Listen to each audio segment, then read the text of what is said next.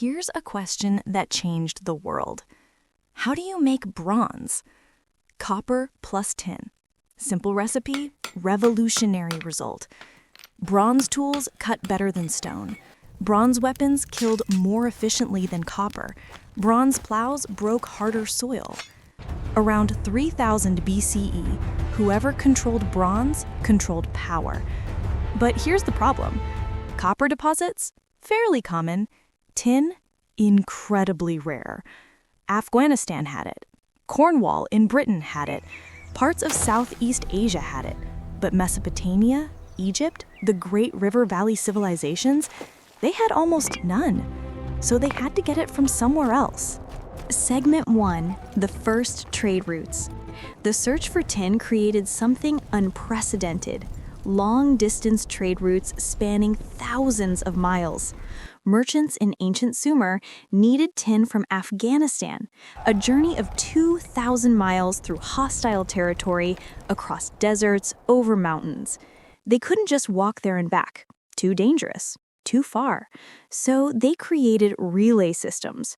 One merchant travels 200 miles, trades with another merchant, who travels another 200 miles, and so on. Like a game of telephone, but with donkeys carrying copper ingots. These routes became the arteries of civilization. Along with tin traveled ideas, technologies, diseases, languages, gods. A merchant from Babylon would meet a trader from the Indus Valley. They'd exchange goods, but also stories, techniques, beliefs. The Bronze Age wasn't just about metal. It was about connection. Segment 2. The birth of writing. You know what happens when trade gets complex? You need to keep track of it. Around 3200 BCE in Sumer, accountants facing overwhelming inventories of grain, livestock, and trade goods invented something revolutionary: writing. Not to record epic poems, not to write love letters, to track sheep. The first written documents we have are literally receipts. 5 sheep received from the temple. 3 jars of oil owed to the merchant. Boring, mundane, purely practical. And it changed everything. Because once you can write down 5 sheep, you can write down anything. Laws, stories, history, science, philosophy. The entire explosion of human knowledge started with accountants who were tired of forgetting who owed them sheep. Segment 3. The First Empires. Cities with bronze weapons and written records? They got ambitious. Why trade for resources when you can conquer them? Around 2300 BCE, Sargon of Akkad did something no one had done before.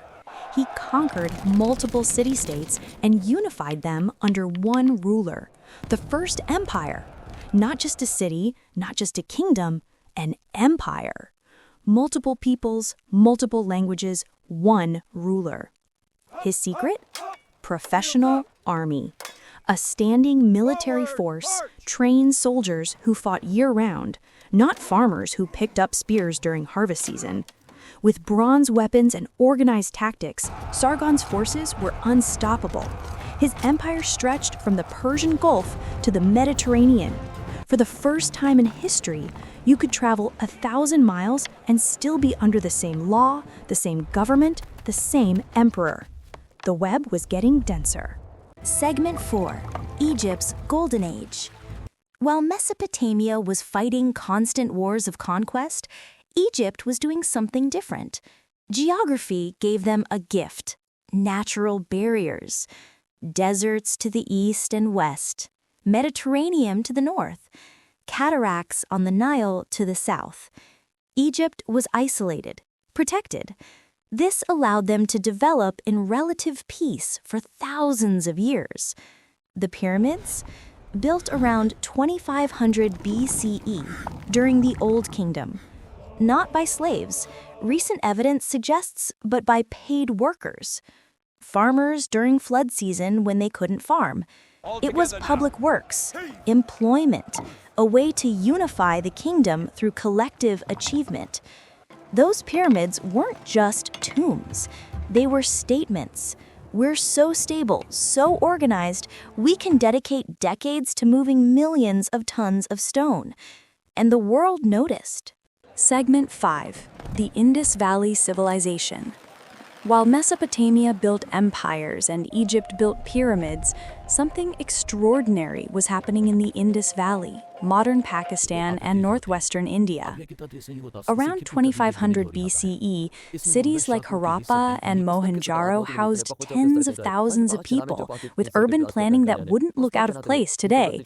Grid layouts, standardized brick sizes, indoor plumbing, public sewage systems. Some houses had bathrooms with drains connected to city-wide sewage networks. Think about that. 4,500 years ago, people in the Indus Valley had better sanitation than most European cities in the 1800s. No massive temples, no giant palaces, no monuments to kings. Just practical, egalitarian urban design. We don't know much about them because we can't read their writing system, but the cities speak for themselves. They were doing something right. Segment 6. The Bronze Age Collapse. By 1200 BCE, the Bronze Age world was interconnected like never before. Egypt, the Hittites in Turkey, Mycenae in Greece, Mesopotamian kingdoms, all trading, all depending on that vast network for tin, copper, grain, luxury goods. And then, within about 50 years, it all collapsed. Cities burned, trade routes abandoned, writing systems forgotten, population crashed. We call it the Bronze Age collapse. What caused it? Climate change? Earthquakes? Mysterious sea peoples invading from the sea? Economic system collapse when one part of the network failed? Probably all of the above. The web was so interconnected that when one thread snapped, the whole thing unraveled. Empires fell. The Hittite Empire vanished entirely. Mycenae in Greece went dark for centuries. Egypt survived, barely, diminished forever. Segment 7. The Iron Age Dawn. From the ashes of collapse came something new. Iron. It's not better than bronze in every way. Actually, early iron was often worse, more brittle, harder to work. But iron had one massive advantage. It's everywhere. No more desperate searches for rare tin. Iron ore exists on every continent. Any civilization could access it. The Hittites had figured out iron smelting before the collapse. When their empire fell, their metal workers scattered, taking the technology with them. Within centuries, iron spread across the Mediterranean, into Europe, across Asia, down into Africa. The Iron Age began, and with it, a new kind of empire emerged. Not based on controlling rare resources, but on controlling people, land, ideas. Segment 8. The Assyrian War Machine. The Assyrians built an empire on terror, not just conquest, psychological warfare. They would besiege a city, then offer terms. Surrender and live as our subjects, or resist and we'll flay your king alive, impale your soldiers, and deport your entire population. They followed through. Reliefs from Assyrian palaces show them doing exactly that, in graphic detail. They wanted everyone to know what happened to resistors. But here's the thing, it worked. By 700 BCE, the Assyrian Empire stretched from Egypt to Iran. They built roads, established postal systems, created libraries. The famous Library of Ashurbanipal preserved thousands of clay tablets, including the Epic of Gilgamesh. Yes, they were brutal, but they also created infrastructure, administration, systems that later empires would copy. The pattern was being set. Segment 9. The Persian Revolution. Then came Cyrus the Great. Around 550 BCE, he built an empire different from anything before. The Persians conquered more territory than the Assyrians, but they ruled differently. Instead of terror, tolerance. Conquered peoples could keep their religions, languages, customs, as long as they paid taxes and didn't rebel. Cyrus freed the Jews from Babylonian captivity. He He's literally mentioned in the Hebrew Bible as a Messiah, anointed by God, a Persian king honored in Jewish scripture. That's how different his approach was. The Persians built the Royal Road, 1,600 miles of maintained highway with way stations every 15 miles. Information could travel from Sardis to Susa in 7 days, a journey that used to take months. They created an efficient postal system.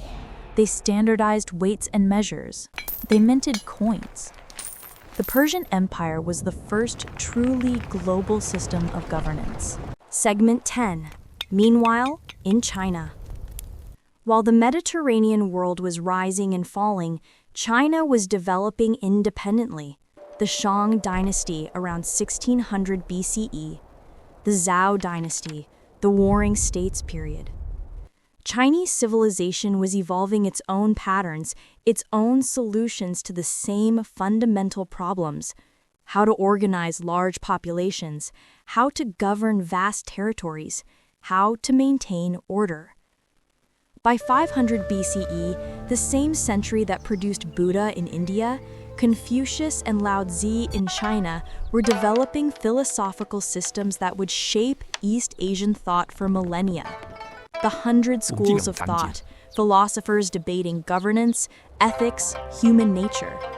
China was asking the same questions as Greece, coming to different answers. The web wasn't global yet. China and the Mediterranean didn't really know each other existed, but they were both weaving their own patterns. Segment 11, the Axial Age. Here's something weird. Between 800 and 200 BCE, across multiple civilizations that had no contact with each other, humanity experienced a philosophical revolution. In China, Confucius, Lao Tzu. In India, Buddha, Mahavira, the Upanishads. In Persia, Zoroaster. In Greece, Socrates, Plato, Aristotle. In Israel, the Hebrew prophets, all asking similar questions. What is the good life? What do we owe each other? What is the nature of reality? Philosopher Karl Jaspers called it the Axial Age, the pivot point when humans stopped just surviving and started asking why. We don't know why it happened simultaneously in disconnected places. Maybe it was population density reaching critical mass. Maybe it was the development of writing, allowing complex ideas to be preserved and debated. Maybe it was just coincidence. But something was in the air. Humanity was thinking bigger thoughts. So where are we? We started with the search for tin and ended with philosophy. We watched empires rise and fall. We saw the Bronze Age collapse and the Iron Age emerge. We witnessed brutality and tolerance, conquest and culture, destruction and creation. The pattern? Every empire thought it was permanent. Every empire was wrong. Every trade network seemed stable until it collapsed. Every innovation spread, adapted, transformed. The web keeps growing. Threads connect and break and reconnect. Nothing stays the same. Nothing exists in isolation. The Persians borrowed from the Assyrians, who learned from the Babylonians, who built on Sumerian foundations. Chinese philosophy developed independently, but faced similar questions. India's ideas would eventually flow west. West's ideas would flow east, all along those trade routes first carved out by merchants desperately seeking tin. We're standing around 300 BCE now. The Persian Empire is ending. Alexander the Great is about to explode onto the scene and connect East and West like never before. India's Mauryan Empire is about to unify the subcontinent. China's Warring States period is about to end with the Qin dynasty. Rome is a small city-state in Italy, about to become something very, very different. The web is about to get really interesting, because next, we're going to watch what happens when all these separate threads start weaving together. When Greek philosophy meets Indian religion, meets Chinese politics. When trade routes become invasion routes, become cultural highways. When empires stop being regional and start being global.